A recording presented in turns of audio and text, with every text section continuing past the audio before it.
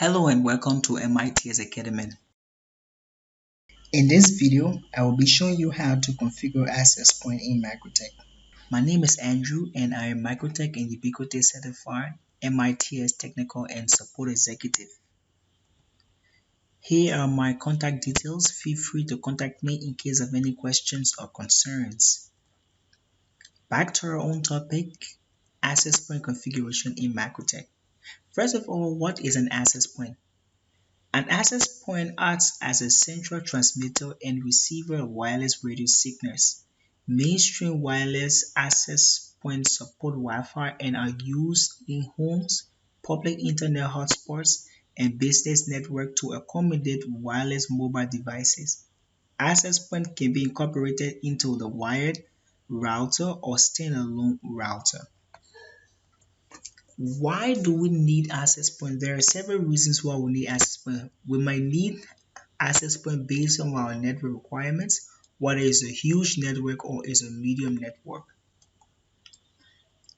There are basically two places we can apply access point, basically for indoors or outdoors.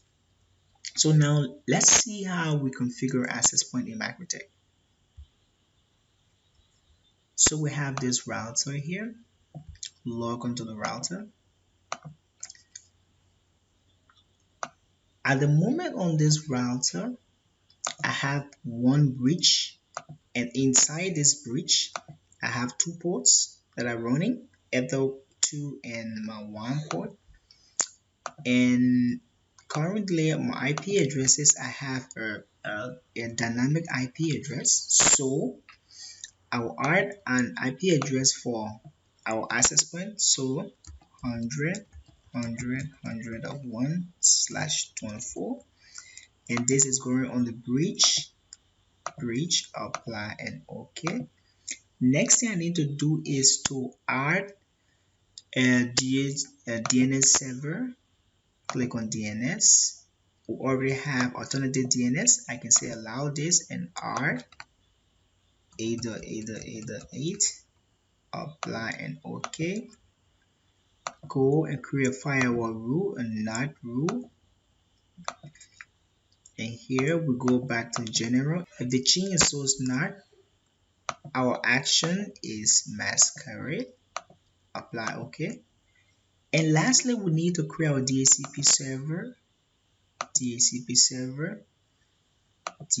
setup, and this will be created on our bridge.